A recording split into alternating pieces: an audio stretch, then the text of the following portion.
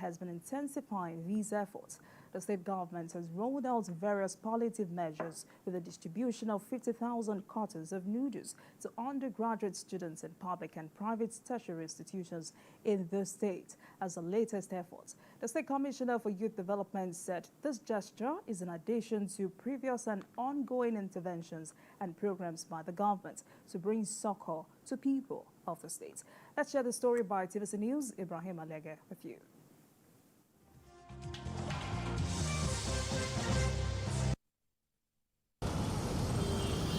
The removal of fuel subsidy by President Bola Ahmed Tinubu during his inauguration in May last year has no doubt impacted on the nation's economy.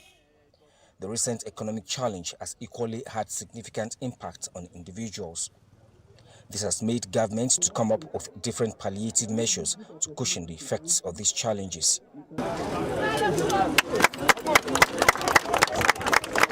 The latest in Kwara State is the distribution of 50,000 cartons of noodles to support undergraduates across state, federal and private higher institutions in the state.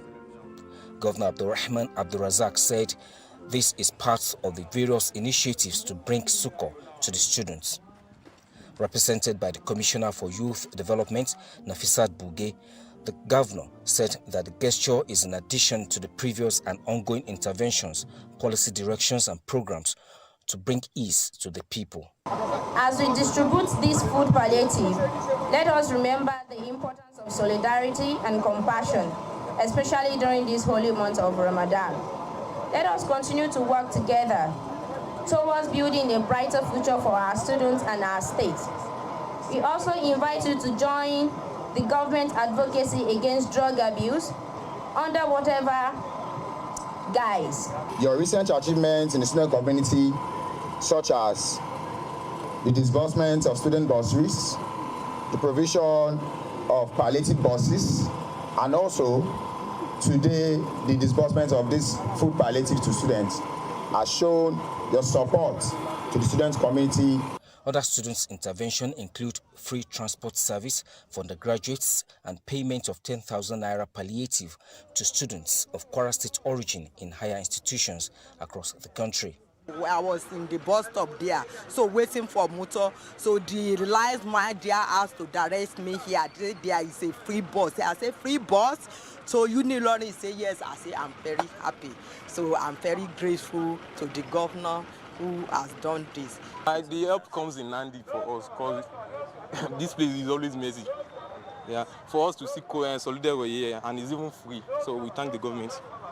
Before these students' interventions, the state government had initially spent 5.7 billion naira to support 124,170 households in the wake of the fuel subsidy removal in 2023. 250,000 bags of 10 kilograms of rice were then distributed across all the 193 wards in the state. Another 50,000 bags of 50 kilograms of maize were equally subsidized for poultry farmers and other end users. The first one was actually sold at 8,000 naira for 50 kg bag of maize to the farmers, while it was being sold at around 26 to 28,000 naira at the market. Then the second phase was sold for 10,000 naira. Government will continue to engage in such efforts. As we see prices going up again, we'll deepen our efforts and implore other governments to set up committees as yours, and where government would not interfere in how the committee does its work. Another 2 billion naira worth of rice was again distributed to various groups, including labor, religious organizations, and community-based organizations this February. Apart from food items, the Kwara State government pioneered wage award of 10,000 naira to each worker in July 2023. This amounts to about 1 billion naira monthly. It also committed over 1 billion naira to again offset salary arrears owed by the previous administration. To further provide succor, the Kwara State Social Investment Program, KWASIP, empowered 8,000 unemployed youths and women under its public workfare scheme. It equally supported 368 small and medium-scale enterprises and 20 groups receiving between 250,000 naira and 3 million naira to support their businesses.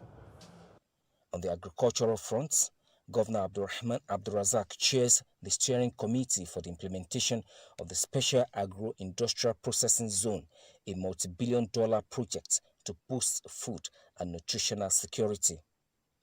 He also chairs a multi-sectoral state working committee on food security with the major aim of ensuring that people have access to affordable food. This is apart from the training and presentation of inputs to farmers to encourage farming. All these efforts are meant to cushion the effects of the current economic challenge, and the results are gradually becoming obvious with the reduction in the prices of staple food items in the state. Ibrahim Alige, TVC News, Ilorin.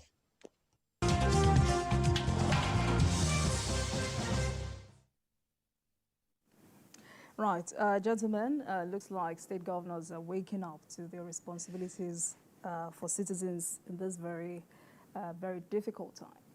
Yes, we challenge them to ease the pains that our people are going through, and we are seeing signs that some of them are beginning to do it. Pictures don't lie. As you can see, Governor Abdulrazak has really been taking some steps. And you know, he's the sort of governor who doesn't like media attention. He tries his best to avoid media attention. He goes to the airport, most times unaccompanied. He will carry his bag by and say, you won't even know. I was a witness to that a little under 2 weeks ago at the domestic terminal 1 here. He just walked up to me, shook my hands and said, Jide Orowa. I didn't know who it was that was speaking to me because he had this black mask covering his nose, covering his mouth, so I couldn't recognize him. In any case, I hadn't met him one-to-one, you know, to be very familiar with his body structure and all that. So I took the card. I didn't look at it. I just dropped it in my pocket. I thought it was just one of those journalists and Hangout fans. After a while, I looked at it, and I saw that it was the Kwara governor. And the queue was long, yet he stayed in the queue. I saw young people shunting, you know, impatient to stay on the queue for long. But this governor just stood there looking at his phone. So at that point, I knew it would be wrong to go back to him and greet him properly because I saw that he didn't want attention, you know. So, and you can see some of the steps that he has taken.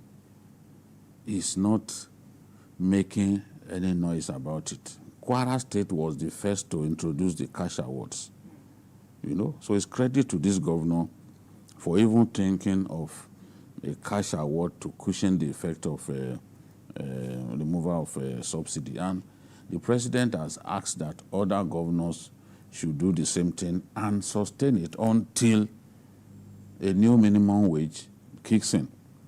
Apart from that, he has also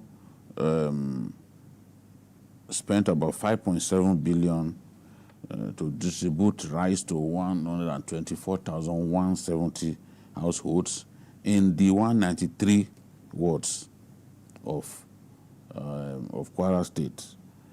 Then 50,000 bags of 50 kg maize was released by him to poultry farmers, because today the poultry industry is dying. And Nigeria used to be the hub of poultry business in West Africa, especially Ibadan. But today the poultry business is dying. Many of them have left the business because they cannot cope with the rising cost of feed. Eggs are very costly now. Very costly, because today is about 17,000 naira for a bag of, what was it called, layers mash. 17,000 for a bag of layers mash, depending on where you are buying from. So how does people make money when things are this expensive? So you can see when he released grains to those poultry farmers, it inevitably brought down the price of maize in the market. So we are seeing little improvement here and there. Yes, our people may not get all of what they want, but Governor Abdulrazak has shown the way. He has shown that, look, government can do little things. These children, these students, there's no way that they won't be happy with these cartons of noodles that have been released to them. You can see them praising the governor. And it's not even for students of public tertiary institutions alone, not students of Kwara State owned tertiary institutions alone. Others will also benefit. So we want to see governors led by Governor Abdulrazak continue to do this. Other governors can think of something else that they can do. Ideas are there for people to explore. So we commend him for what he has done, and we will remind him that, look, he shouldn't stop here. He can still do more. All right, Adewale, this is the governor prioritizing students' welfare, from disbursement of bursaries and provision of palliative buses, and some of the big you had talked about. Yeah, I think the governor of Kwara State, like Babagide rightly put it, he has created a paradigm shift from tokenism to real constructive engagement of the social layers of people in Kwara State. In the past, we used to have a governor that would just invite people to his house during Ramadan or Salah, and then reboot, and then the whole TV will be reporting. But for the first time, we're having a governor that, apart from what we are mentioning, the 16 local governments, there is no local government to go in Kwara State that don't feel its impact. You know, Kwara State is one of the few states that started the Education Trust Fund, then the Social Insurance Policy, then the Kwara State Resident Registration Agency. That if you're in Kwara State, they want to know, because that is the basis of, you have data on who are you. don't have to wait for national census. You must have data so that it will help you to plan. And also Kwara has the Health Insurance Agency. You know, these are institutional reforms that are enduring legacies, that you can say this is real development, not just things you can do and then, you know, after you leave the place, nobody is going to continue.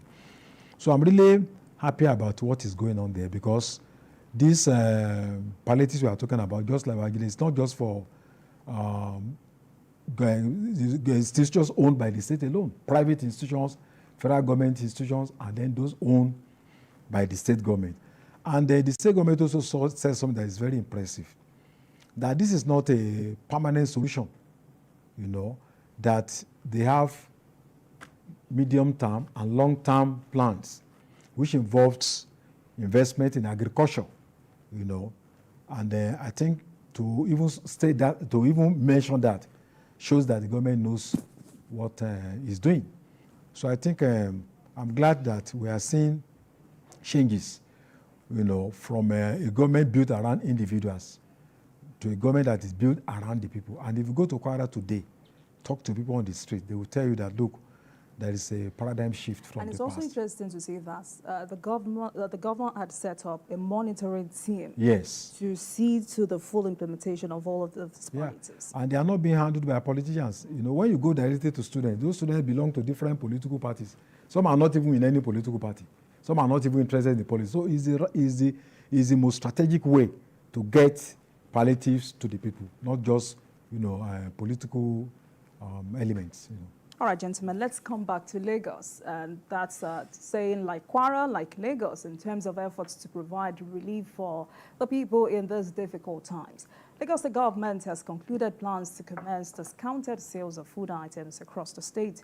Effective today, the 17th of March, the State Commissioner for Information and Strategy, Benga Omotosho, explained that Governor Babajide Sanwo-Olu gave the directive to commence the food market tagged Onje Core Food Market.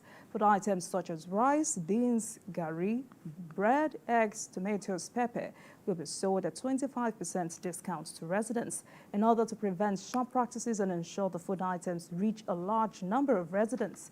A voucher system will be introduced. Bikil, let me start from you. Impressive. Yes, I was trying to see some of the locations because people were asking me whether their communities were going to be left out, but the government has deliberately ensured that there are locations across the state where people can access these services. Now, some prices were listed. A 5 kg bag of rice will sell for 5,325 naira, while 1 kg goes for 1,065 naira. A 5 kg bag of beans will go for 6,225, while 1 kg will sell for 1,245. You know, they promised to make the price of other staple food items available through the social media outlets.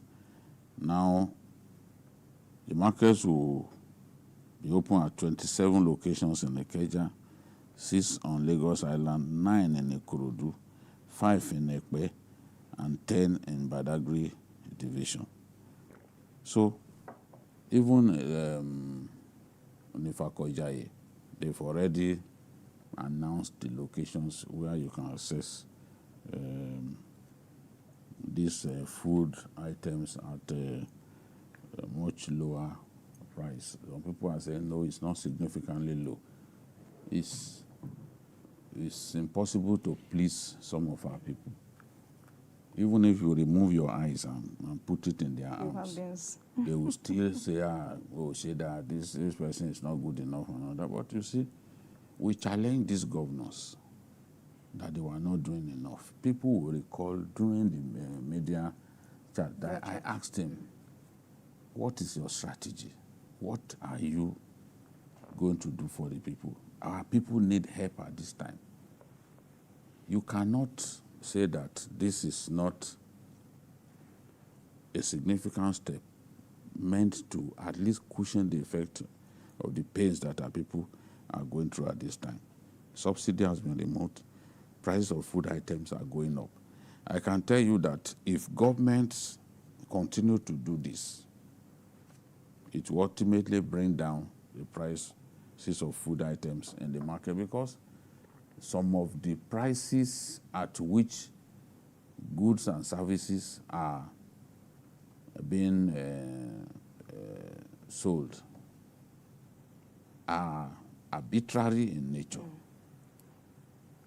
For example, noodles, the price of noodles of different brands have begun to go down, unlike what we saw a few weeks back.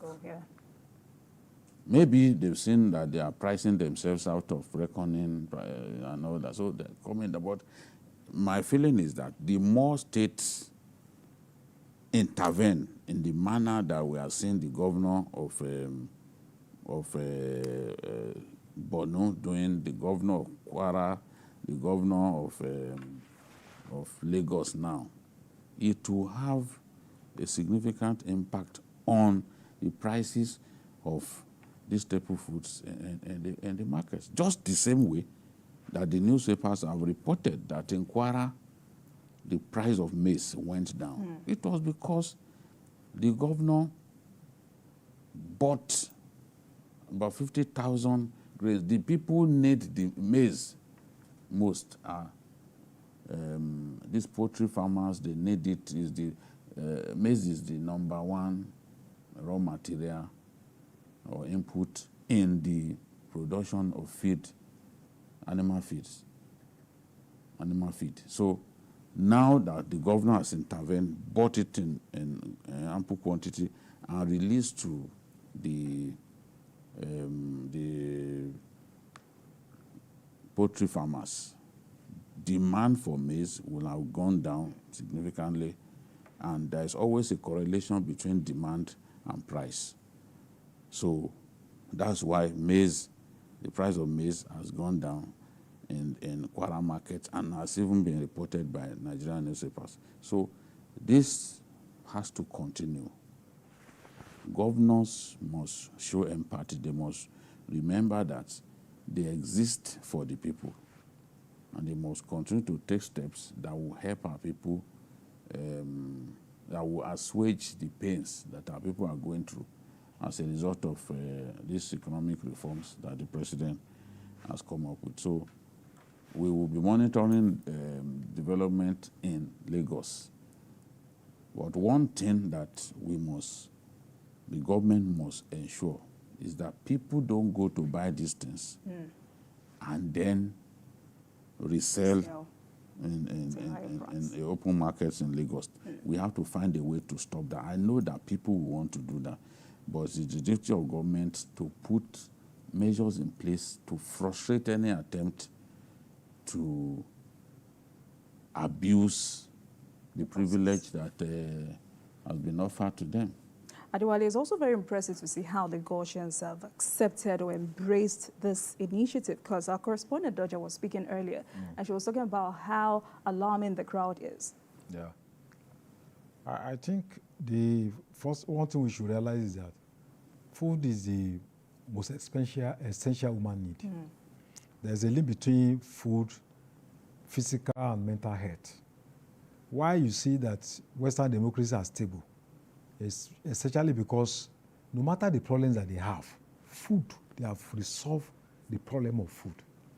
You can't go to Canada and be praying, God, give me my daily bread. They have gone past that level, you know. So if we can deal with the problem of food, we are going to a large extent, resolve. So this is one of the centers, are we? Yes, social and political and economic conflict. So I think this is one of the centers. Yeah.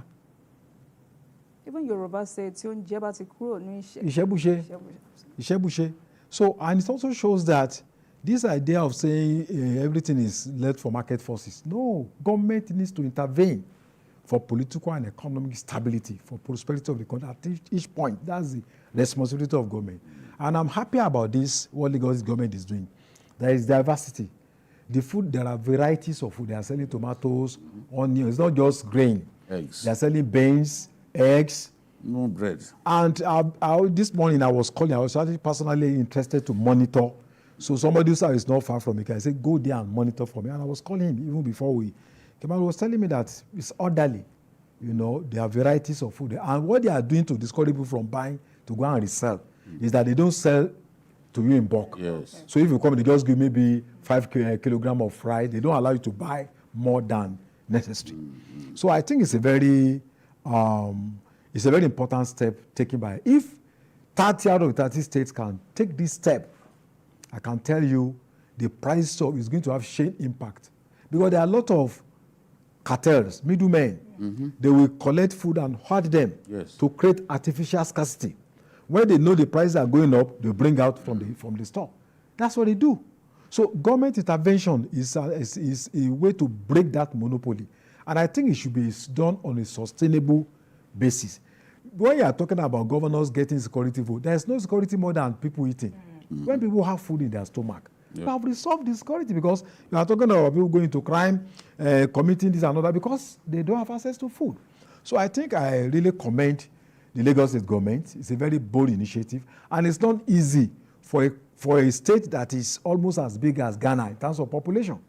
And the population of Lagos is going up every day. People displaced from Middle Belt, from West Africa, they are all massing to Lagos. So there is a whole lot of huge population in Lagos State. So there is a need to address the needs of people. And I think the starting point is to ensure that people can feed well. Well, gentlemen, what do we say to state governors who are still sleeping? We will continue to call them out We'll continue to call them out. I remember that even here, we called out the Lagos government. And I remember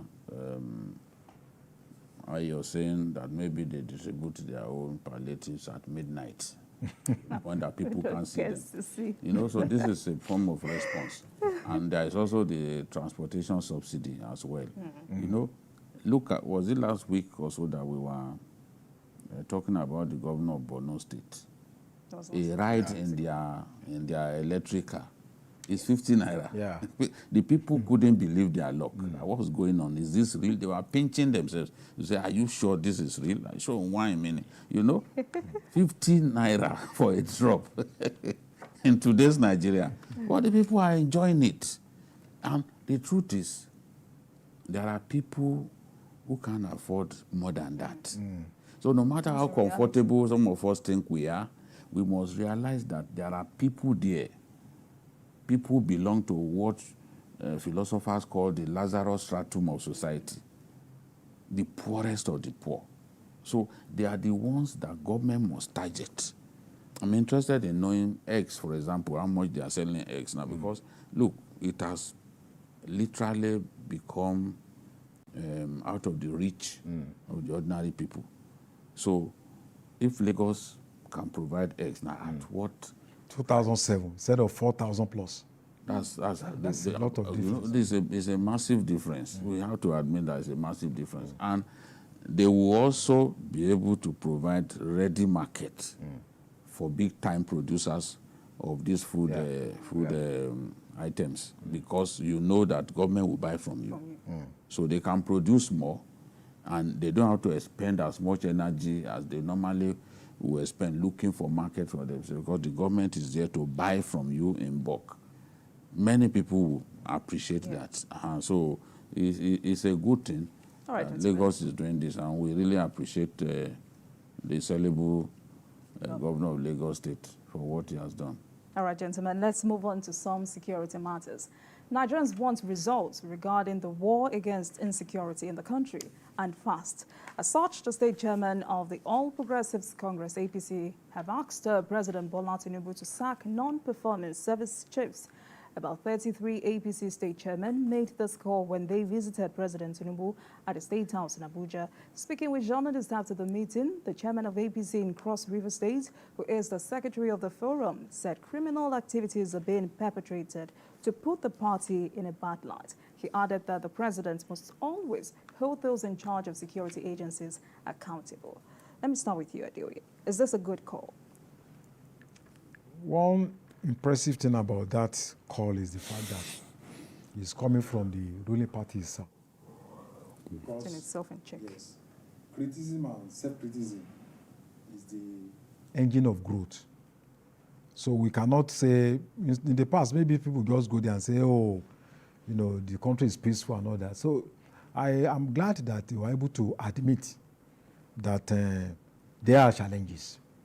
Last year, the figure we received about people killed, about 29,000, you know, accumulatively, and about 15,430 people kidnapped.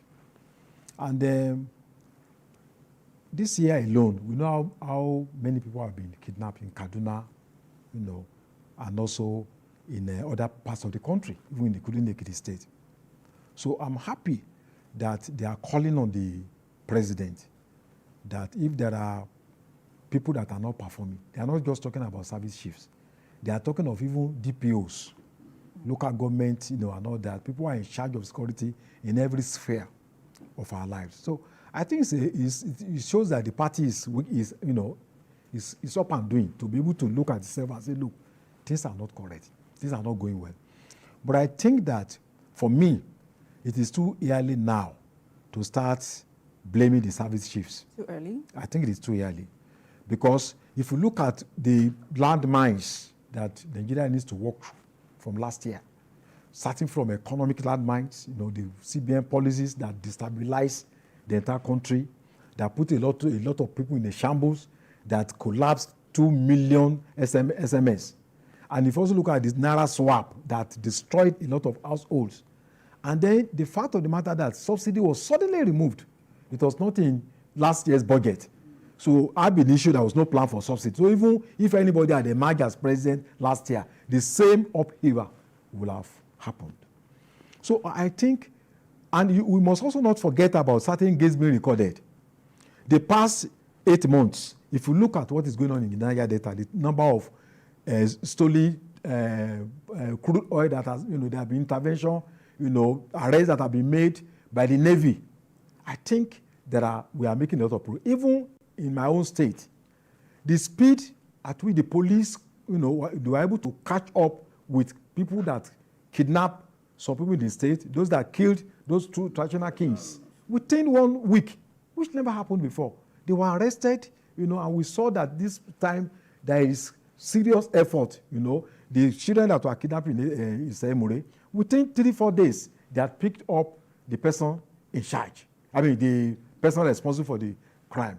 So, and if you also see what is going on in the Northeast, what the army is doing, the chief of army staff, I think we are making progress. So if you weigh what if you weigh their achievements, against the backdrop of the shortfalls, I think it's not the time now for us to be calling for sacking of service. We should still give them time. They are working within a very difficult situation that was inherited.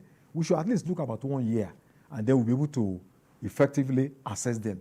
And there are also institutional problems that we cannot run away with, that even when you put the best in certain positions, some challenges are just natural that will be there. Look at the problem of NIN. In other countries, the essence of having NIN is for security. But up till now, in fact, since we started GSM, that was the time we should have started NIN. We didn't start until recently. And there are all sorts of problems associated with NIN.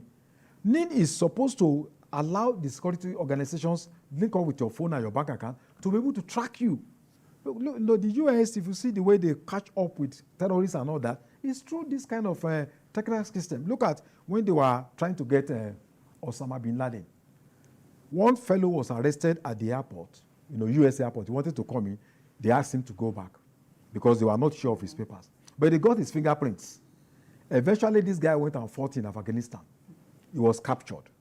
They ran his, fingerprints and discovered he was in the US years back, but he was not allowed to enter. They started looking at the screen. Who was at the airport at that moment when this guy was asked to go back from US? They discovered that one of the people that had been arrested was also at the airport at the same time, probably to come and welcome him. They started interrogating him. That was how they were able to get one al-Kuwaiti, the brothers who are Korea for bin Laden. And they started tracking the NIN and the phone, picking conversations of this fellow to the extent that they were able to discover that he was one of the carriers of bin Laden. And they tracked him, went to, Abbottabad, and then discovered that this is where this guy was living. So it's through phone, NIN, and all that. So it's very important for our security. So when these things are not in order, there is a need to which we can just be blaming policemen, blaming chief of army staff. There are a lot of institutional defaults that we need to put in place before security organizations can work effectively. Thank you very much, Adewale. Bike, while you react to whether or not this is too early or it's too early to criticize the service chiefs, some others have said this call is simply to check incompetence. Yes, in the past, I demanded for this kind of constant scrutiny, because you can't just put people there to help you run the country, and then some of them will just be marking time. So the president has to send packing people that he could see clearly are not up to the job, whether they are service chiefs or his ministers. I'm happy that even after he set up his cabinet, he gave the job of assessing those ministers to Hadiza Balausman. She's a special assistant to the president on policy and coordination. So her job is to ensure that every minister does the job that is being assigned, we have to also assess service chiefs in that manner. If you are a service chief and you are not good enough, there's no reason to keep you there indefinitely. The last administration did that. And what did we achieve? We had service chiefs who clearly overstayed their welcome. They even caused bad blood within the armed forces because they are being kept for too long, ensured that others were stagnated. The joy of every set at the NDA is for their set to produce a chief of army staff, for example, a chief of air staff. But President Buhari didn't let that happen for years and years. He extended the tenure of the service chiefs beyond the necessary, because at a point it was clear that their best was no longer good enough, yet he kept them there. He kept them there, you know. So we don't want to see that happen under this administration. And service chiefs must know that they have the president's mandate to deliver, to secure us as a people, because a lot of money gets spent on security in our country. We have to see the results. We have to see the results. There has to be effective response to security challenges in different parts of the country. Wherever we hear of violent combustion and all that, we have to respond effectively. That's the job of the services, and they have to be creative. They don't have to do things the way the previous administration, the previous service chiefs did things, because if we continue to do things the old way, definitely you will not achieve results. So I think that this sort of thing, this sort of call, the attention of the service chiefs must have been drawn to this kind of call, and hopefully this will get them to sit down and then protect us better as a people. But would it be far-reaching to say, I mean, there are those who have said it looks like we've accepted failure in our security sector, based on the fact that for a while no one has been held accountable for incompetence? That's why we are saying that it has to change. I agree that it's a little too early, you know. Even if you come up with reforms in the security sector, you need time for those reforms to bear fruits. It's just like even in the economic sector too, you need time for your methods to begin to work. We are prepared to wait for the methods of this current set of service chiefs to begin to bear fruits. But the point being made is that we cannot wait forever. We can't wait indefinitely. If things don't improve, it is our duty as pressmen to begin to demand that the president does something about this service chiefs. Now, it's too early, because he didn't even appoint them immediately he became president. He was using the old ones. And now they've been there for some time. They still need time. But we demand improvement. That's all right. Adewale, before we move on, based on this unrestrained bloodbath, there are those calling on the president to order an investigation into the alleged collusion of criminals with members of the security agencies. Absolutely. Well, we don't need any prophet to tell us that. You know, 280 people taken from Kaduna. You need 5 luxurious buses to move them. If you are thinking of using motorcycles, you need at least about 100. 280 is a huge crowd. And then moving from one place to the other, it will take them hours. And you are telling me there are no collaborators. And also the fact of the matter is that there are electoral interest in every security issue. There are people who want to, because they have lost out. It's not the only narrative, but that narrative, you cannot deny it. Who will say that, look, we have lost this election, we want to wait for another 4 years. Yes. We must make sure it doesn't succeed. Make sure this person does not. It has always been there. Yes. And they could be driven by ideology, they could be driven by ethnicity, they could be driven by greed for power. The greed for power. That the best, in fact, if I don't have it, let us destroy the whole thing. Those interests. Somebody once threatened that they will make the nation ungovernable. Yeah. Just because he lost a primary election. Because they see their own interests above the collective interests of Nigerians. We are seeing that at play. It has always been there. So it's the responsibility of the government to look for these dark forces and ensure that they are brought to book. They are always there.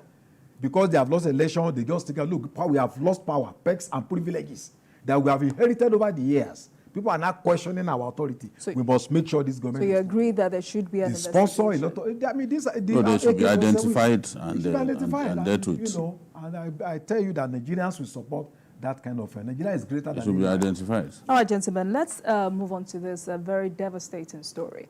It is alarming to see soldiers being killed, particularly in large numbers.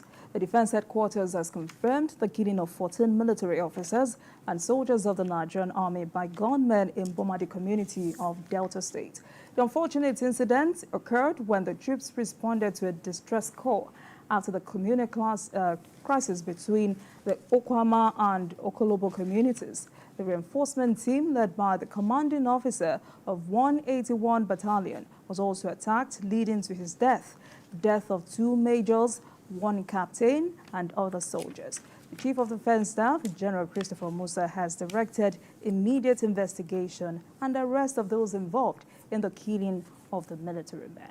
Gentlemen, this is barbaric. Bikio. This is an unacceptable act of provocation that requires a strong response from the armed forces. If there is no strong response from the armed forces, the Nigerian military would appear to have been demystified, humbled, disgraced in the service of fatherland. I was told just before I came into the studio that the same group of people killed policemen who were sent to the area over this same needless fighting. They wasted those policemen, and because nothing happened to them, they must have felt that, look, let's do it to soldiers. The CEO that they killed is one of the rising stars of the Nigerian Army. He had served in the Northeast, he had served in the Northwest, before they sent him to Operation Delta Save. I don't know how you could console the family of people who made up their minds to defend their country, to ensure that the rest of us are safe. That is the commanding officer, Charlie. And then if the extent that they went with these guys draws parallels with what happened in Zakibiam. They cut their heads, they cut some of their limbs, they disemboweled them in a manner that only animals, the sort of behavior consistent with animals. And you just kill people serving their country. It was a distress call that they were responding to, for God's sake. Now, we are the same people who say, oh, they raised an alarm, the army didn't go there. Oh, they raised an alarm, the police refused to go. People go in response to an alarm raised. They went with the intention of saving lives, and you killed all of them. They killed everybody. What kind of nonsense is this? How do you do this to your army? It shows that some of us are still living in the Stone Age. Because I don't imagine that Americans, when they see their soldiers, they show utmost respect to them. If a soldier wants to join the queue, people will give up their spaces for the soldier to be in their front. They honor their soldiers at every turn, whether it's in the airport, anywhere. They honor their soldiers because they know the sacrifices that these guys are making. I've seen soldiers killed by IEDs. Some lost their limbs to IEDs. Go to 44 Reference Hospital in Kaduna and see soldiers who have been maimed, turned to almost invalids in the service of their fatherland.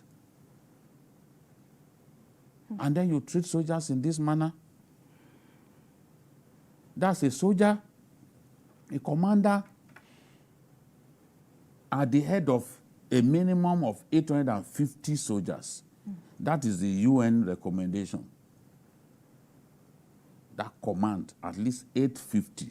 He may not have as much as that, but you can imagine how many troops he had. And he chose to lead from the front.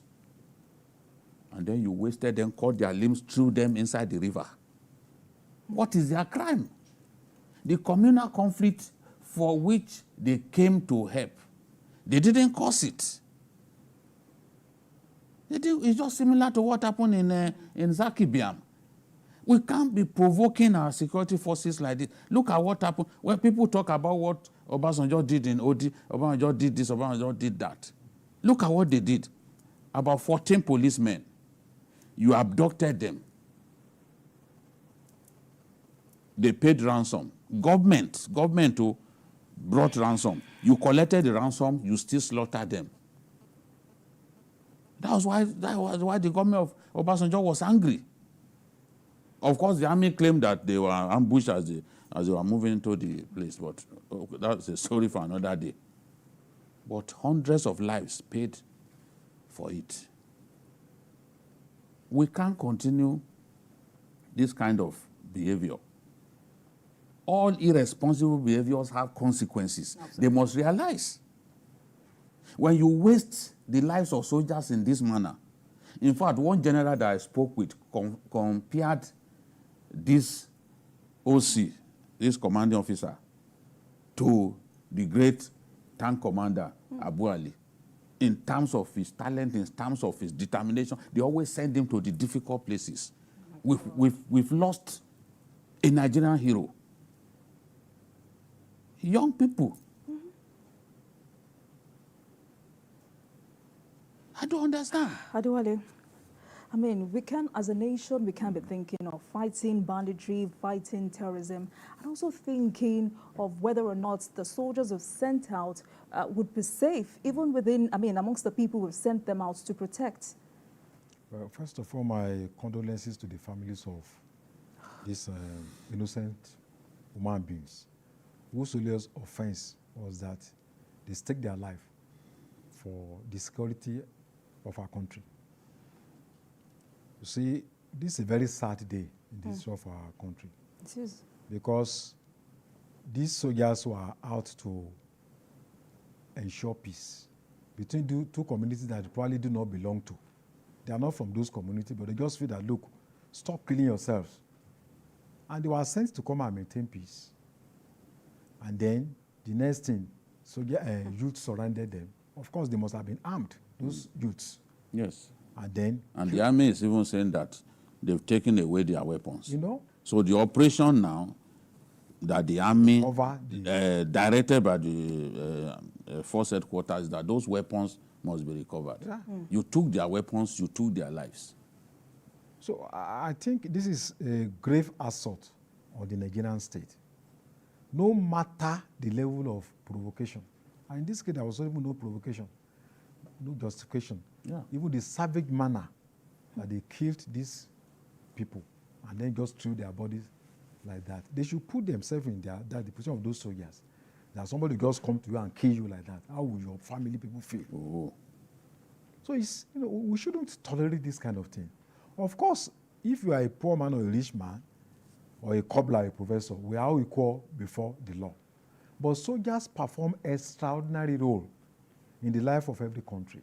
So they deserve honor, they deserve respect. These are people who have signed that, look, I'm ready to die in order to protect the integrity of this country.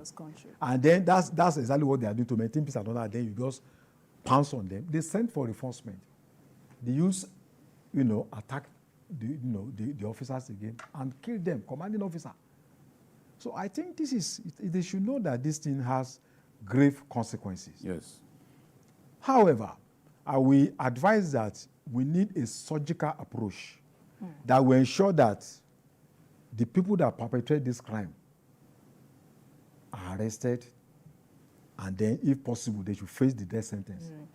Because I don't want a situation where children, innocent women, pregnant, who are even in support of the army, who are also victims of these criminals, happen to now to be the one that will be killed. Because when they happened, myself, Femi Falan, and Olisa Agbakoba, we were the first of the people that went there after, there was a siege. And then we saw 3 years old carcasses of children, pregnant women. An old woman, I think they plugged the body to electricity because we saw the wire. And then on it, we saw the burnt carcasses, bodies dumped. Of course, it was due out of provocation, but probably those who committed that crime escaped. Innocent people were. Maybe the same people are even responsible for what you are saying today. So we must make sure that those that carried out this crime, those people must not escape. All of them are their collaborators, and those who supply them guns. And that's why I'm talking about NIN, DNA system. If the army had gone there and they have taken fingerprints, but if NIN is not effective, how would they? It will have been so easy. Just put it on a computer, and then you locate all of them.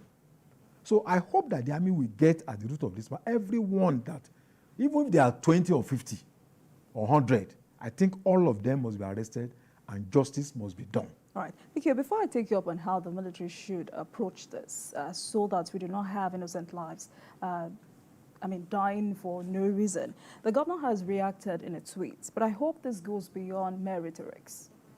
I am ashamed that the Delta state government just responded today. This attack happened days ago. I think the night of Thursday or so. They are just responding. That in itself is a matter of,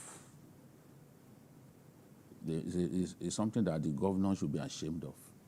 That this sort of killings took place in a state. Because none of these governors can actually move around without security, soldiers, police, and all that. That's correct. They will waste these people in your state, and it took so long. It took so long to even respond. It sends a clear message to our servicemen that they are not valued, that they are not respected. Because the government should have responded before now. They can't claim that they were not aware. They can't claim that they were not aware. How do you allow this kind of thing to happen? Well, if it happens, yes, we can't blame you that this has happened, but you have to respond quickly. Swiftly. Not that you allow days to pass before responding. How does one explain that kind of delay in responding to this level of fatality? So, for me, it's unfortunate that innocent people will die. That's why Delegiwa said in one of his essays that unfortunately in all wars, those who die are those who do not deserve to die. And Maman Vasa also said that wars are started by the men and left to be fought by you and me. So the people who caused this, they must have fled a long time ago. They are innocent people who eventually die. You saw what happened in Zakibiam. In Zakibiam, even the uncle of the middle past chief of army staff paid with his life. So when people trigger this kind of crisis, they should know that they cannot determine how things will end, how it will be resolved. So this is the thing. We must recover the weapons that they went away with. It's the property of Nigeria. Because those weapons may be used to commit more criminalities or even economic sabotage. The army has a duty to recover all of those weapons. And never again should people kill our soldiers in the name of doing their work. No. As a country, we reject it. Okay, can you hold that thought while I take Godwin from Port Harcourt? Good afternoon, Godwin. Godwin, good afternoon to you. Welcome to Journalist Hangout. Godwin, if you can hear me, please go ahead with your contribution. All right, Bikio, you were talking about in the process of interrogation, in the process of investigation. It's always tough. It's always tough to ensure that there's no collateral damage. Not even the best army in the world can guarantee that. Is there a way to minimize it? We can only admonish them to do their best to find only the culprits. But you and I know it's difficult. We don't even have the technology to, I'm saying even advanced militaries, innocent people still die. In Ukraine, as we speak, innocent children are being killed. Innocent children are being killed. If the Ukrainians had made up their minds to also attack Russia heartland, innocent Russians would have been killed. It happens. Because I don't know how you can placate people who have seen their commander killed in this manner. I don't know how you can. The provocation, the level of provocation is too much. Some of these non-state actors who believe that they can simply do what they like, we have to put them in their place. As the former president said, we have to speak the language that they understand to them. Because you are not bigger than the Nigerian state. And killing a Nigerian soldier is an assault on the Nigerian state. That's the way it is. America will go to great lengths over the death of a single soldier. I've seen that demonstrated during the war, the Bosnia War. An American fighter pilot's plane was downed. If you see the extent to which they went, the extent that they went just to rescue that guy, ensure he didn't get into the hands of the enemy. And when they brought him back to the military base, the honor that they gave him, that's how they honor their servicemen.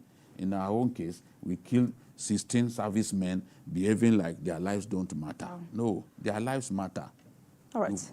And because they fight for you and I, they do not deserve to die in vain. I hope that the president will also honor these soldiers so that their families will be sufficiently placated. And we hope perpetrators are brought to book. Gentlemen, let's go on a break, and when we come back, we will move on to other matters. Please stay with us. We'll be right back.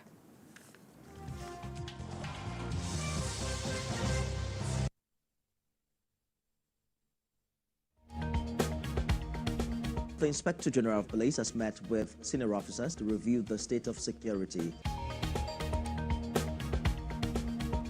We are continuing our coverage of the arrest of Godwin Emefiele.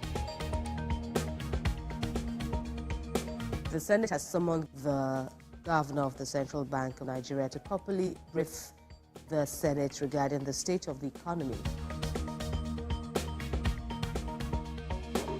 President Bola Tinubu has announced the total removal of fuel subsidy. The fresh subsidy is gone.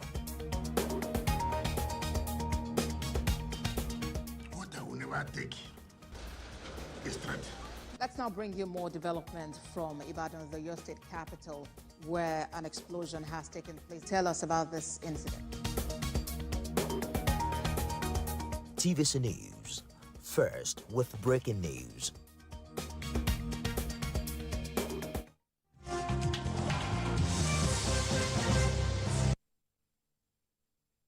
Welcome back, everyone. This is Journalist Hangout on Sunday, and I have been hanging out with Babajide Kolade Otitoju and Adewale Adeoye. The long-awaited end to importation of fuel in Nigeria may soon be here. The Nigerian National Petroleum Company Limited, NNPCL, has reiterated its determination to end the decades-long importation of petrol and other fuel sources into the country in 2024. The Group Chief Executive Officer of NNPCL, Melekari, assured Nigerians that the company is on course to providing the country with adequate fuel supply as the Port Harcourt refinery will begin production in 2 weeks. Bikil, this is good news. It's good news, and I can't wait to see the refinery work. Not because it will drastically reduce the price of fuel, because petrol is an international commodity quoted in foreign currency, so or priced in foreign currency. So if there will be a change, it will be marginal, but it will help us save a lot of the foreign exchange that we spend on importation. The biggest guzzler of foreign exchange in our country is fuel, because we continue to import refined products, petrol and the rest of them, petrol especially. So if we can produce it at home, Dangote has an installed capacity of 650,000 barrels, liters a day, 650,000.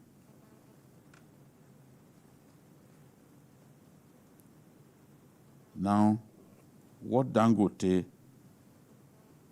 will produce exceeds our current daily needs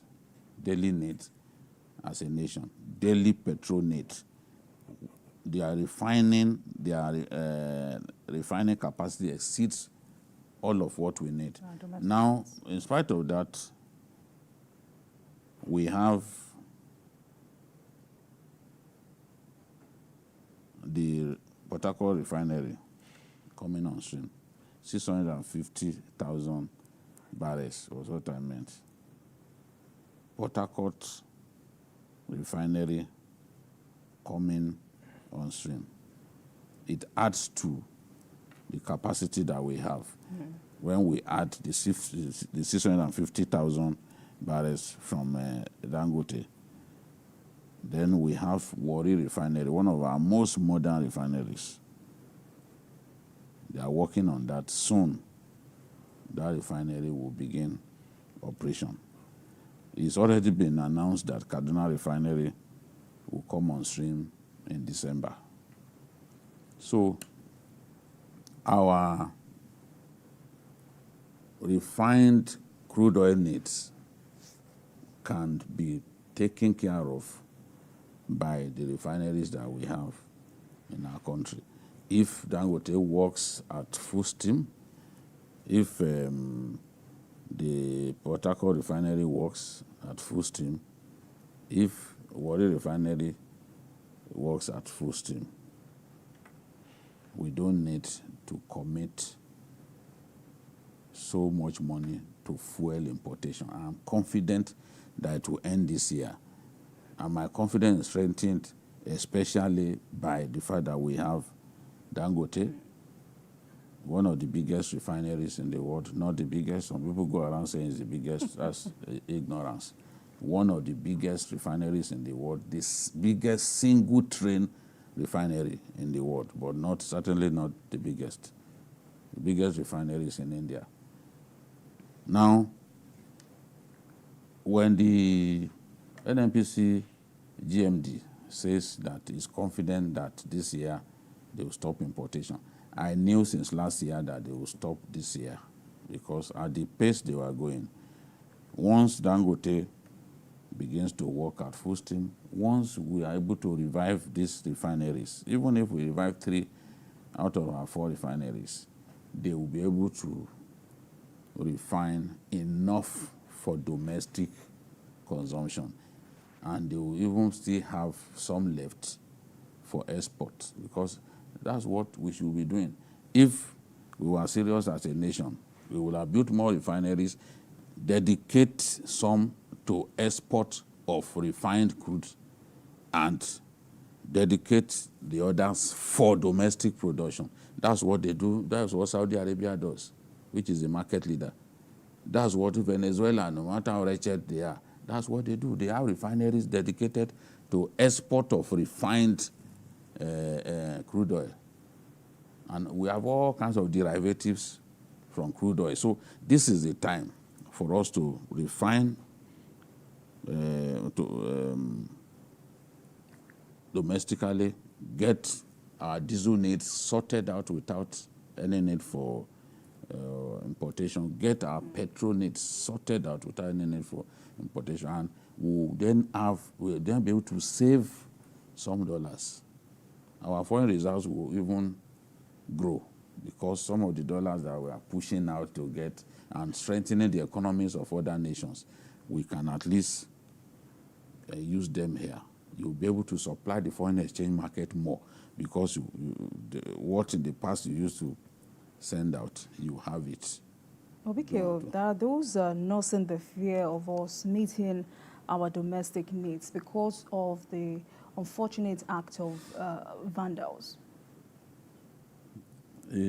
Yes, it's a problem, but the bigger problem is that they are reducing our capacity to produce. We are unable to meet our OPEC quota largely because of the activities of vandals, but the activities will not affect our capacity to supply the domestic market. But we are supposed to be a big player globally.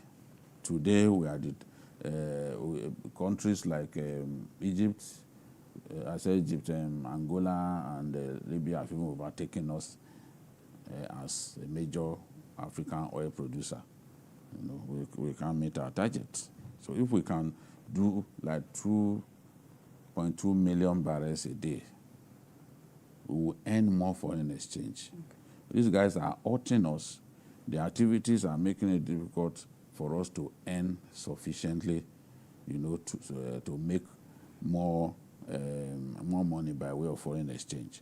But the activities cannot stop us from producing enough for the domestic market. Right. Now, Adewale, Nigeria has long been a net importer of almost all of its petroleum products. Yeah. It looks like the trajectory is about to change. I think this is a battle we have fought for more than 30 years. And we have not been able to win the battle. President Obasanjo, all his successors invested billions of dollars, done around maintenance, this, that, nothing happened. I think for the first time we have seen genuine, transparent, commitment to bringing back the oil industry. Because in the 60s, our earning from foreign earning was about 13.5%, but now we are talking of more than 75% of our earnings, foreign earnings, are from oil-related economy.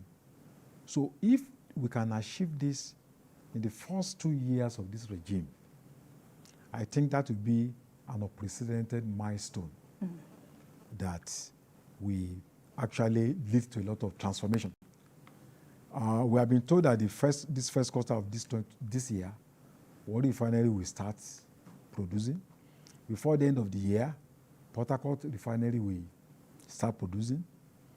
And that before the end of 2024, Nigeria will be net exporter of petroleum products, of fuel. What that means is that there are about 25 byproducts of petroleum.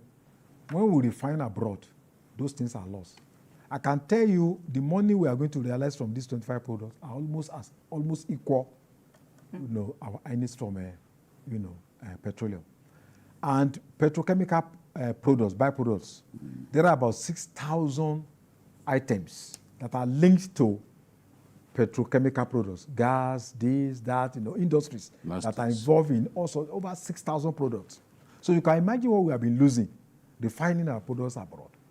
So I think this is a fundamental shift in Nigerian economy. It's going to mean that there will be more industries, petrochemical related industries that will grow up, more foreign exchange earnings, more jobs for Nigerians, and it's also going to strengthen the Naira. So I think this is a very, it's a major step, it's a major leap forward that has the potential to compensate for what we have gone through these past years, after these past months, after the move of first. And he also said that there is a possibility of the prices of petroleum products going down if we're able to complete all this. So I think, it's a major step. We need to keep watching. We need to put them on their toes to ensure that they live up to the NNPC director was so certain. He said, look, when he was talking to them in the National Assembly, that they should hold him responsible, that he's so certain that what has been put on the ground now, that we should relax and everything. So I think I'm quite impressed about what is going on. And it's a major turnaround for the Nigerian economy. And it's going to have impact, in the Southwest African Our wish is that once it begins to work, we can sustain the momentum. Yeah. One thing I will expect the government to do, if they've not already put that plan in place, is for the people who came to do the turnaround to also be allowed to manage it, manage the refinery for some time, the mechanical works and all that, the technical part of the job, manage it for some time before our own people, before we can confidently let our own people take over. We don't want a situation in which they complete the turnaround, and within a few months we hear that it has stopped working again. I've seen that happen to Kaduna Refinery a number of times. So let's do the turnaround, let's complete the turnaround, and be able to have that refinery, a particular refinery, work for months and months so that we can have stability. That is my wish. Well, I'm confident because the president of TUC announced that they were sure that by March, this refinery will begin to work. And the president of TUC is an insider. So they went there. So it's not like, oh, it's the minister saying it. The TUC, it was part of the agreement they had with the president that there will be a joint visitation team to the refinery. And he came out to tell us that by March, the refinery will be ready. So I'm not surprised that Kyari has said in 2 weeks, this refinery will be ready. Let's just pray that that is what happens at the end of the day. We can't wait. And in a related development, the Senate has rejected allegations of fraud in the turnaround maintenance of the country's refineries. Yeah, please, let's leave those ones. All right, let's move on to economic matters. Businesses in Nigeria are suffering and suffocating under the yoke of skyrocketing fuel and energy costs. Available statistics show that companies spent about 635.2 billion naira on power in 2023 due to energy costs and its attendant impact on businesses. The situation is showing no sign of abating, as the National Bureau of Statistics, NBS, said the annual inflation rate rose to 31.70% in February from 29.90% in January. That's an increase of 1.80%. Adwadi, let me start with you. Well, this is another major challenge, just like the challenge we're having with the oil industry. And in this case, if you see what has been going on in the past few weeks, there's blackout almost everywhere. The same problem of falling national grid and all that. So I think we can't have a prosperous country without resolving the problem of electricity. South Africa generates about 50,000 megawatts. The same thing with Egypt. Even Ethiopia, about 17,000 megawatts. We generate megawatts almost the same with Ghana. We are talking about 200 million people compared with Ghana that's just a little bit bigger than Lagos State. So we can't talk about any meaningful economic development if you don't address this problem of energy, because it's something that will drive almost every aspect. If you see the Manufacturing Association of Nigeria, that they spent 635.2 billion of power generation in 2023 alone. So how do you want to make profit, with that kind of situation? And these are major companies, pharmaceuticals, chemical and allied products, cement industry. So you cannot be telling them not to increase their products if they are spending this lot on the electricity bill. So it's a multi-layered problem. One is the fact that the discos are being old, and the greatest debtor, the government, and also the populace, So that major problem is there. So we have to find a way to pay up these debts that are being owed. Then there's also the problem of people don't have access to meters. People are also being exploited. If you don't have meters, I know people who pay up to 100,000 naira, 3-bedroom flat, because they don't have just, estimated bills. So the discourse must also resolve this problem. If you are claiming that you are being old, people are exploiting you, and you're also exploiting Nigerians, I don't think that will augur well. Some energy stakeholders continue to claim no Nigerian is being exploited. Which is not, because if you are just doing it, even when you don't bring light for 1 month, you still bring the bill for people to pay. How did you justify that? So the discourse also have their own internal problems, that they must also address, apart from the fact that they are being old. For instance, the minister said some megawatts were generated and, distributed to them, but they refuse to, to account for them. So it's a multi-layer problem, and I hope that we need to come together, sit down together to find a solution to the energy crisis. There's no way we can develop without addressing this problem. Right. Abikio, to buttress Adeoye's points, the breakdown I saw shows that while the non-manufacturers recorded 26.4% rise in energy costs, manufacturers recorded 41.8% rise. Yes, because they are extremely reliant on diesel. Some years back, I think it was Flour Mill that decided that it was no longer interested in public supply of electricity. It decided to generate power by itself, which is extremely costly. It's extremely costly. Today in Abuja, the average price of diesel is 1,550 naira per liter. In Lagos, it's about 1,350 per liter. It depends on the retailer that you are buying from. Sometime in December, some were selling at 1,100, 1,200, again, depending on where you are buying from. So look at the cost of diesel. The cost of diesel is killing businesses in our country.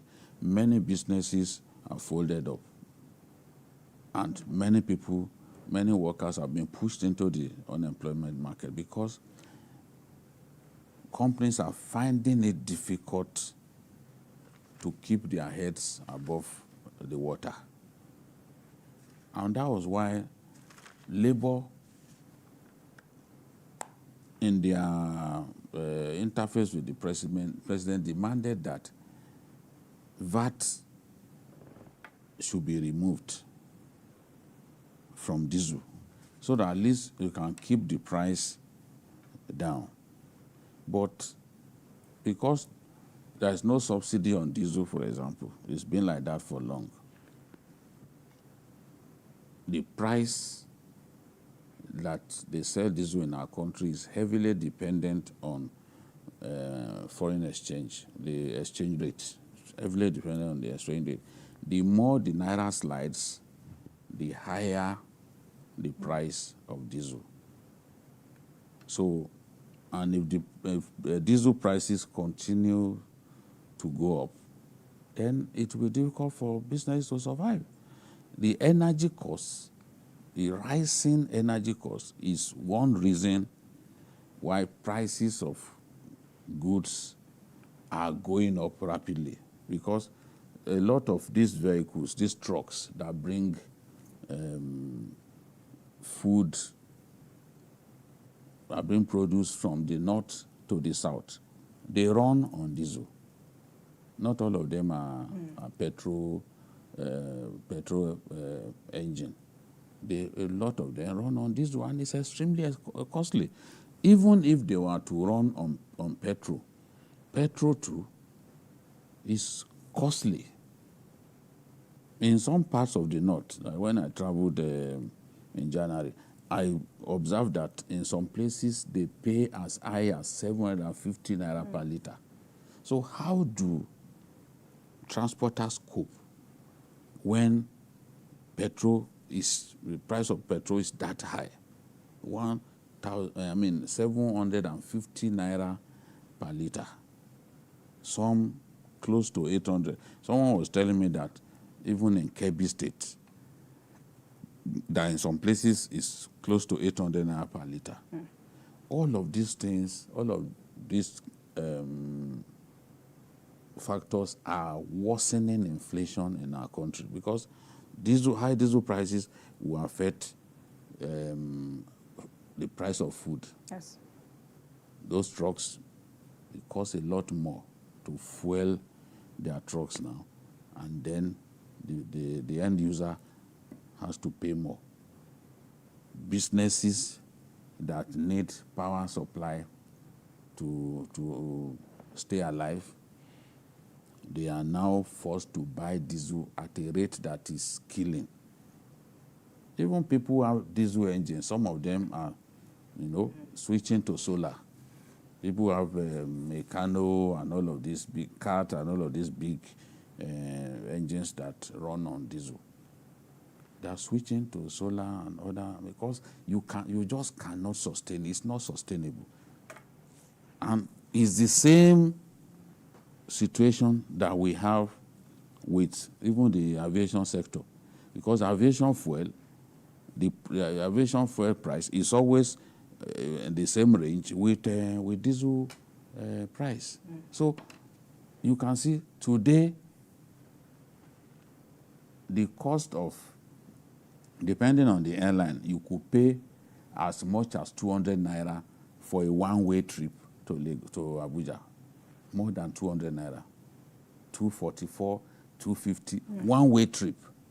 And it's not as if you are sitting in business class. So we've got to do something about the rising energy costs in our country, because those costs are killing businesses. They are leading to very high cost of the regular items that we need to get by in our country. Pharmaceutical products are now very expensive, because the pharmaceutical companies, the domestic pharmaceutical companies, they are doing well. But diesel cost is killing everybody.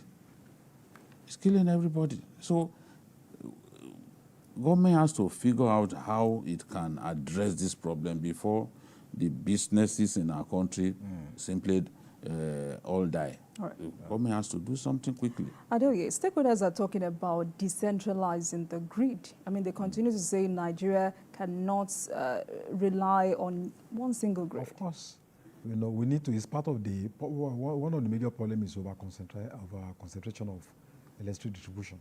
We need to unbundle the system so that there should be regional blocks that can generate electricity on their own, for their own people.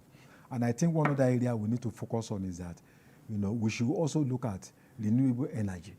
South Africa generates, I think, 10,445 megawatts from renewable energy, more than what we generate, the total megawatts we generate in Nigeria. Egypt generates 6,323 megawatts from renewable energy.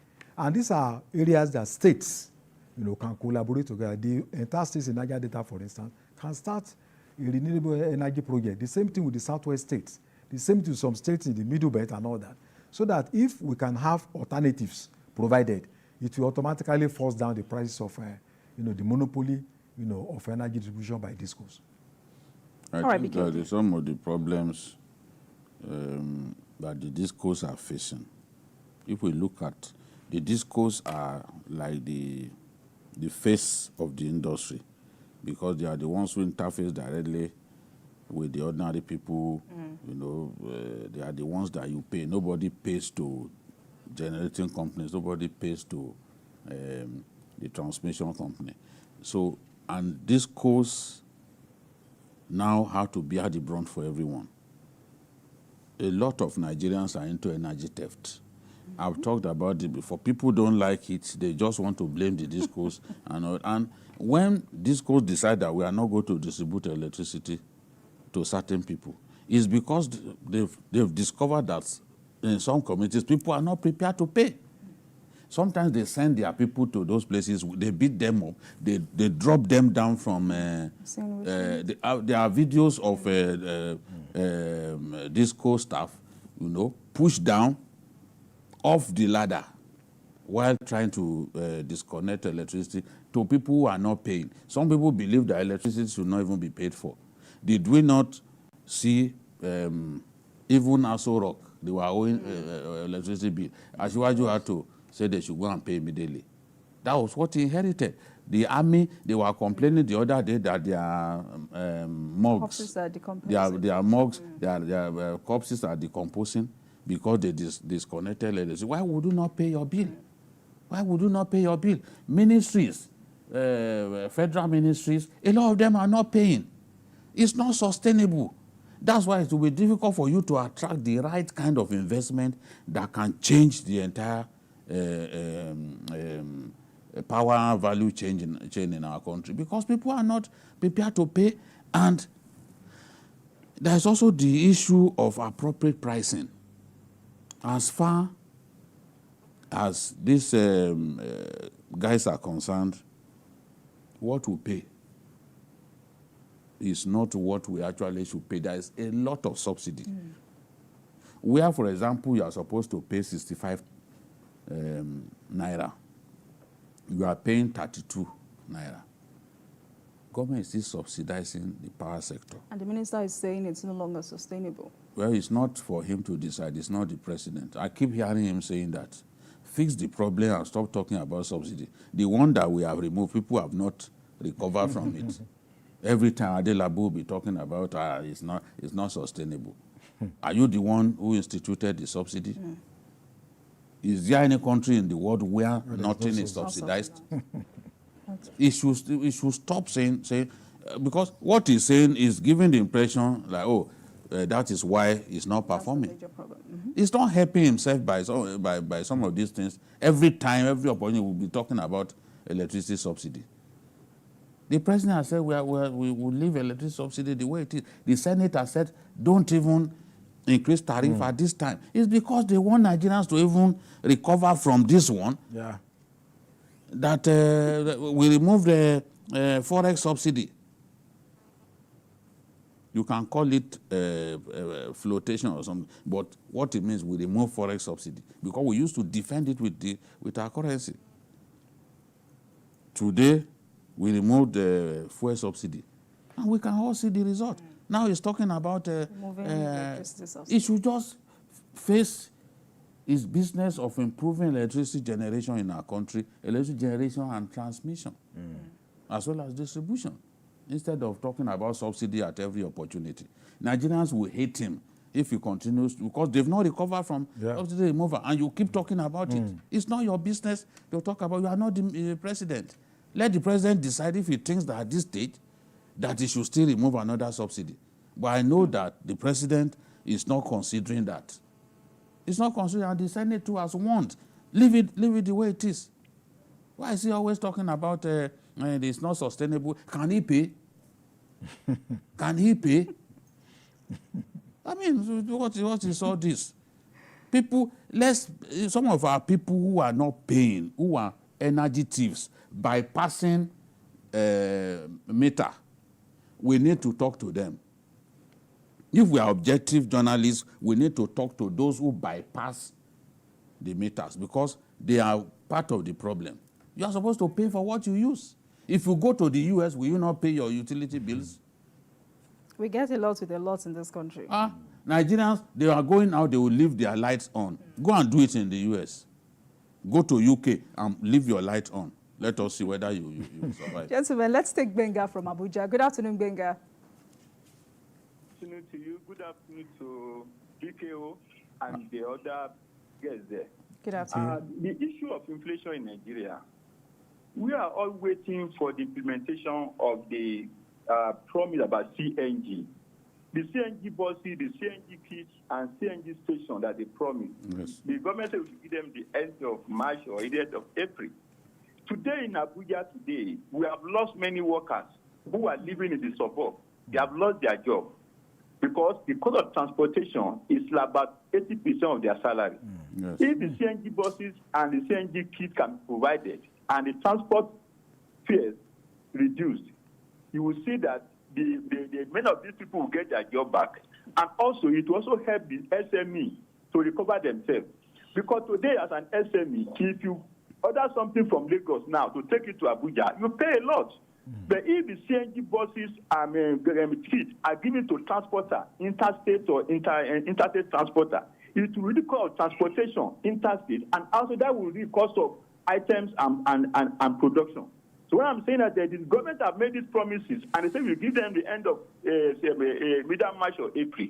If they can implement that, that will also bring down the level of inflation. Because today, you also add the cost of transport to anything you are producing in Nigeria because of the cost of fuel.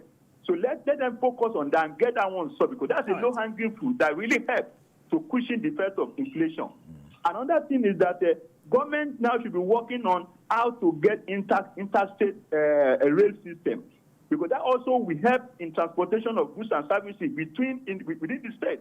These are the things we can do, because the GenCos and the DISCO, they have problem of gas. Problem of gas now, the price of gas is... All right, Benga, thank you so much. Valid points there. So I'm sorry, I spoke here some weeks back wondering why we should price gas in dollars in our country. Yes, you did. Why? We've had system collapses in our country on account of insufficient gas supply to GenCos. And anytime there's a breach of the pipeline, gas can't get to them because the source of gas supply is very far from the location of those gas, power plants. The source of gas supply is in the Niger Delta. Some of the power plants are in the north. At least I know Geregu is in Kogi, for example. We have a Motosho. We have Papalanto, far away from the source of gas. And these boys constantly, sometimes out of ignorance, they think that it's actually petrol that is flowing in those gas pipelines. By the time you break it, you discover that you have just wasted your time and you wasted our money, because you cannot pipe what you have broken. So it's just there, wasting away. You cannot do anything with it. So there is no reason why we should, if we are producing gas for domestic production, for people to generate power for Nigerians, why are we pricing it in dollars? Why? We should not price it in dollars. It's making life difficult for stakeholders in the business. And a lot of the IOCs, they are not even interested in producing for you. They want to produce for export because they are guaranteed payment, quick payment, the kind of guarantee that they don't get if they are supplying to users in Nigeria. You get the point that I'm making. I guess that's one of the reasons stakeholders are asking for an amendment to the Power Reform Act. Even the domestic gas, liquefied petroleum gas, government is trying to force them now to produce that strictly for the domestic market. Is the reason gas that we used to cook is also very expensive. Because it's priced in dollars. That shouldn't be the case. Some of the things that we price in dollars are too many. And if we do not reduce them, the pressure on the dollar in our country will not go down. Some of those things should be priced in naira. All right. Thank you, What gentlemen. is it? Thank you very much. Let's move on to our final topic for today. For the umpteenth time, the ambitious student loan scheme of the federal government is undergoing tinkering. This time, President Bola Tinubu has transmitted a letter to the House of Representatives seeking the repeal and reenactment of the Student Loan Act 2023. President Tinubu explained that the request for repeal of the Act and a fresh enactment is to address some challenges of the earlier law. The letter said it is also aimed at enhancing implementation of the student loan scheme by the administration. Before we discuss this, let's share with you the story on the deliberations by members of the National Assembly on the new bill. We'll be right back.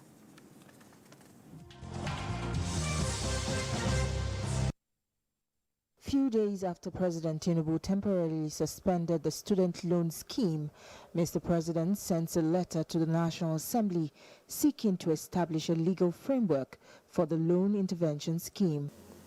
And he has asked us to repeal the earlier enactment and reenact another one that will be in line with his vision. This is to strengthen implementation. And this is also to ensure sustainability of this program. Without any delay, the lawmakers swiftly considered the bill due to its sensitive nature. In their various contributions, the lawmakers admit that the bill is timely as it will offer opportunity to every Nigerian youth to get education as well as ensure adequate provision of welfare for the students during their course of study. Objectives of the bill are to, 1, provide loans to qualified Nigerians to pay tuition, fees, charges, and upkeep during their course of study in approved tertiary education institutions and vocational and skills acquisition institutions in Nigeria. He wants it to get tailored in a fashion that it will very well allow the execution of his idea or of his thinking about the way to really help in giving access or in giving that opportunity to indigent students who really want to be educated but don't have the wherewithal to be educated. In other parts of the world, while we have this student loan scheme, there are rules and procedures that must be followed to the latter. The bill scaled second reading and has been referred to the Senate's Committee on Tertiary Institutions for further legislative actions. Tijesu Adeoye, APC News, Abuja.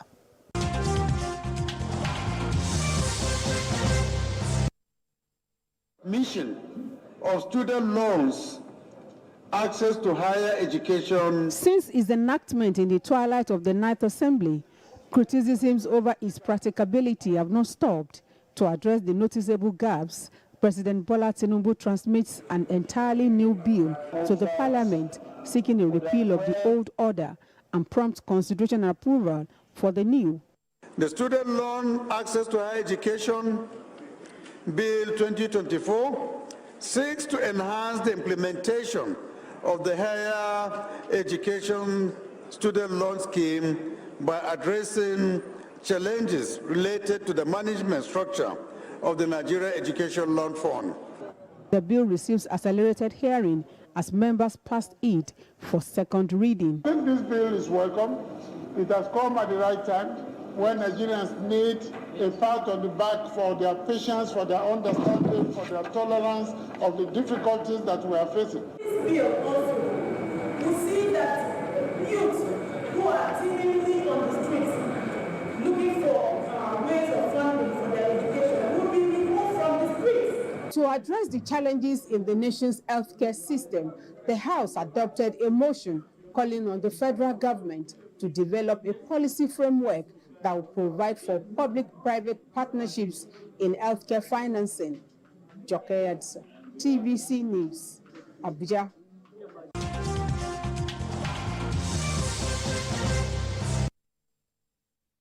Our correspondents there, Tijesu and Joke Adisa. Gentlemen, this is an update from where we left this conversation last Sunday. BK.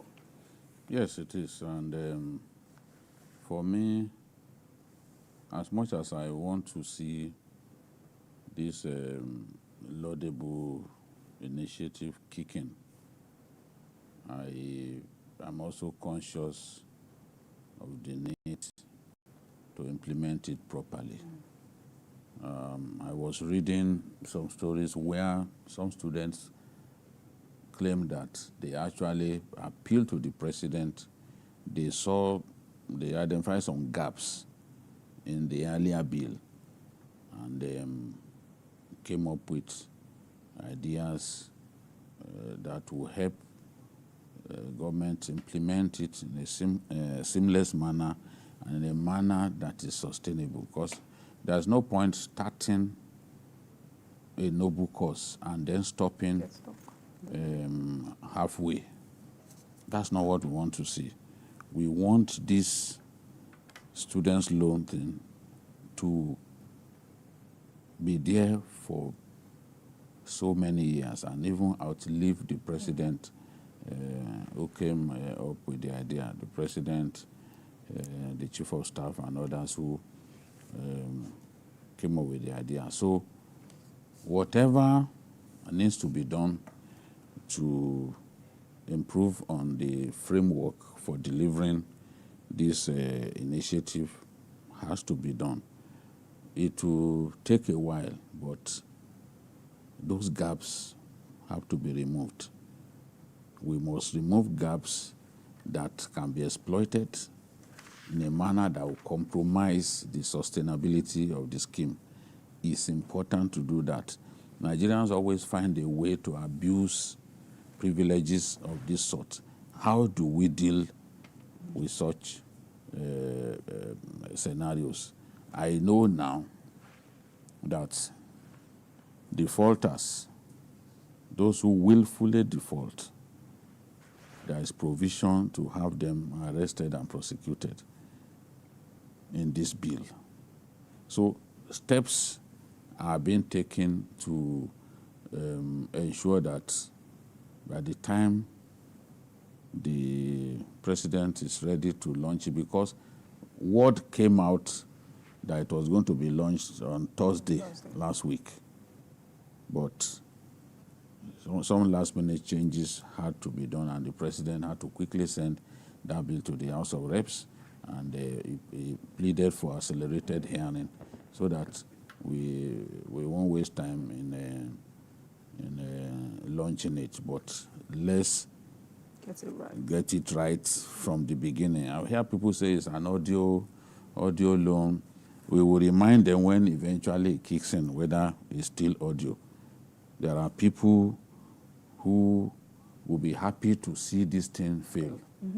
But I know, for example, that if we didn't have free education, a lot of people from the Southwest, or even outside of the Southwest, would not have had the privilege of education. That's correct. A lot of Nigerian leaders would not have had the privilege of education. Free education helped them to get education. And I said here last week that the famous lawyer, Awomolo, told me that he was a beneficiary of a student loan. And this thing has been designed in a way that you won't begin to pay until 2 years after your youth service. Now, and if you've not found a job, you have to constantly, based on the provision of the bill, you have to constantly inform the board that this is your status. You do not have a job yet, you know. So it's a good thing. You pay between 15 to 20% of your salary. They will be deducting it from your salary. But if you have the capacity to have everything deducted, because for a 4-year course, it's 500,000 per year. You know, for a 4-year course, it's about 2 million naira. How many students have access to 2 million naira? Many people have lost the opportunity to go to school because they do not have money. And if we want to address the out-of-school syndrome, we have to find a way to subsidize education, make education accessible and affordable for the generality of our people. All right, Adili. What's it called? One major factor this new bill seeks to address, according to this report, is challenges related to the management structure. Yes, I think the effectiveness of the bill will depend on the management structure, the internal working mechanism to ensure that the mission is achieved. Because the whole idea is that we know there are people that are very brilliant, but not necessarily from rich homes. The secondary school I attended, in fact, the brilliant students, leading students, are from very poor homes, extremely poor homes, but exceptionally good. And these students will not have been able to gain admission, go higher, if they don't have access to funds. Today, the purchasing power of Nigerians has diminished. Education is more or less now for those who have good jobs, who have access to stable income. If you don't have that, you are just, no matter how brilliant you are, your capacity, your asset will waste away. So we need to ensure that this is not hijacked by vested interest. And the international loans, student loans, in some countries it's also given to international students, like the US, for instance. That means a poor Nigerian student can access loans in US. Once you have a resident who has spent 2 years, who has green card, and then you have a guarantor who's based in the US. So if the US, UK, and other can do that for international students, how much more our own country doing that for our own people? So I think it is necessary. That is one thing we need to first agree, and that's why I don't subscribe to this idea of people trying to dismiss the whole enterprise. I think it's one of the good things that have come out of this regime. If you look at the figures, every year about 1.8 students apply for JAMB, but only about 600 end up getting to schools because majority of these other people don't have the resources. They gain admission to read law, to read medicine, but there's no money. So they end up riding Okada. I've seen many of them like that are just doing many jobs to survive. But when you engage them, know that these are very brilliant students. We have about 27,000 secondary schools in Nigeria. And when you look at the figure of students in secondary schools, over 13 million. But number of students in universities, about less than 2 million people. So that means that a lot of people are, don't have access to higher education. And even when you're talking about students in universities, about 500,000 are in open university. That is not the regular, university where you stay at home and all that. So Nigerians are very brilliant people, and we should not deny them. We should not rob them the excitement of realizing their potential, because they are going to be useful at the end of the day to this country. So that's what this loan is meant for, and it should not be taken over by people who are rich, people who have the means. So there must be thorough, surgical, investigation to ensure that this loan gets to people that are genuinely in need, and that the loan will be useful to them and to not be given to people just for political considerations. All right, so while one of the senators was talking, I found this very interesting. In this new bill, a loanee can be exempted from repayments in the event of death, considerations of hardship and impossibility or undue difficulty to repay the loan. I find that very interesting. Yes, the person who is dead has lost the capacity to repay. That's true. So that's the end of story. And people who, because the stipulation is that after 2 years after your youth service, so it is assumed that after 2 years, one will have found a job. But you and I know that it doesn't always work like that. Some people can stay for 15 years without a job. Some will be forced to take even many jobs, the sort of jobs that will make it difficult for them to be able to repay this loan. So there has to be some flexibility. They have to look at those stipulations and see what and what can be retained. Because for me, it has to be implemented the right way. Otherwise, this whole hoopla about a student loan will evaporate. People will see gaps and it will look like the government didn't think it through properly before coming up with the idea. So that's why, for me, I'm not in a hurry as long as they do it and do it very well. And they need to take their time before giving us, before kicking off the project, because you have to do it right. You know, the academic community is a very critical one. Even as we speak, ASU opposed the idea of the student loan, but the president is trudging on with it, but ASU opposed it from the beginning. So if they leave gaps, then it will be unfortunate. I know those scenarios that you painted are quite possible. Let's face it. There are some jobs that you do that you find it difficult to pay, if not impossible to pay. The other day, Lagos State government claimed it was looking for cleaners. Some graduates applied. Dangote was looking for drivers. Some graduates applied. So people now, after going through school, are forced to take the kind of jobs that ordinarily would not have diminishes them, the kind of jobs that diminish them. They are forced to take it, maybe because some of the people they live with are not patient with them and all that. They are forced to go out and take just any job. Some people get married, the pressure of their spouse will push them to go and accept just any job. And now, having accepted just any job, the remuneration is not enough. How do you then pay back? So they have to consider all of those scenarios before rolling out this this bill for the final time. Adwale. Yeah, I absolutely agree.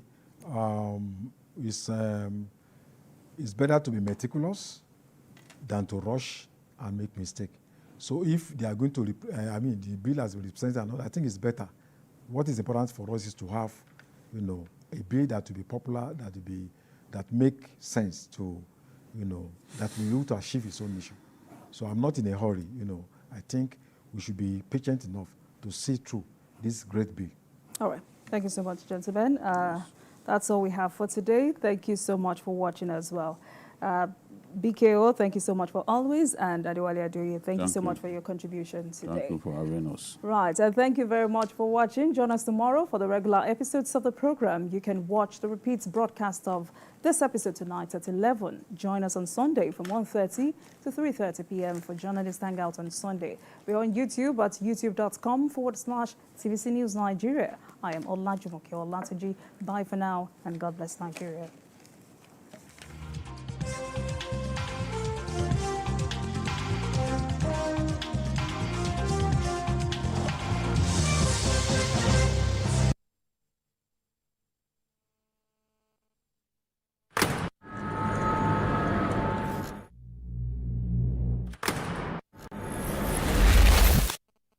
Voted as the best TV station of the year.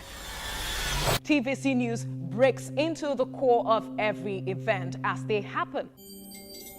Following all nationwide big and impactful stories. Without the news from every perspective. Covering every human angle.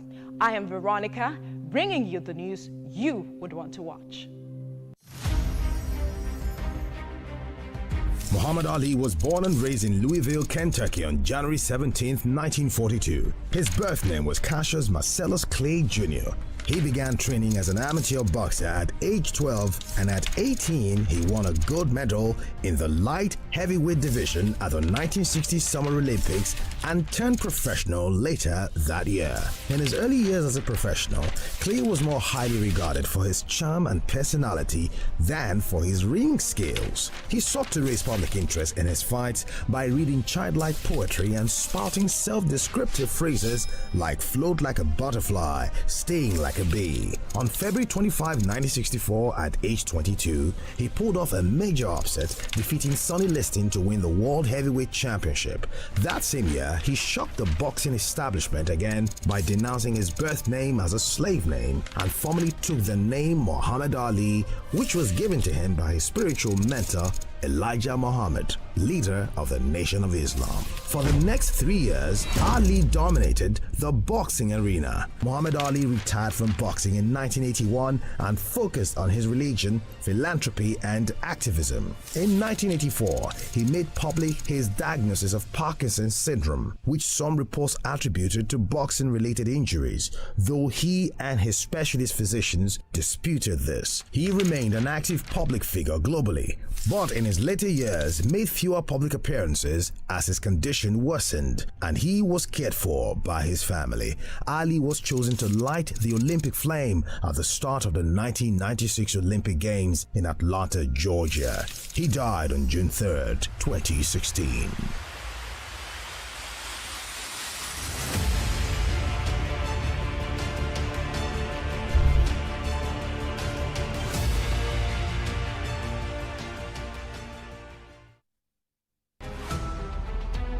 Every major news story is with many perspectives and layered with different levels of impact. Hello.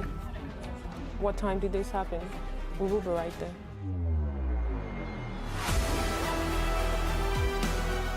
At TVC News, we follow the big and major news, gathering the facts, witnessing the outcome.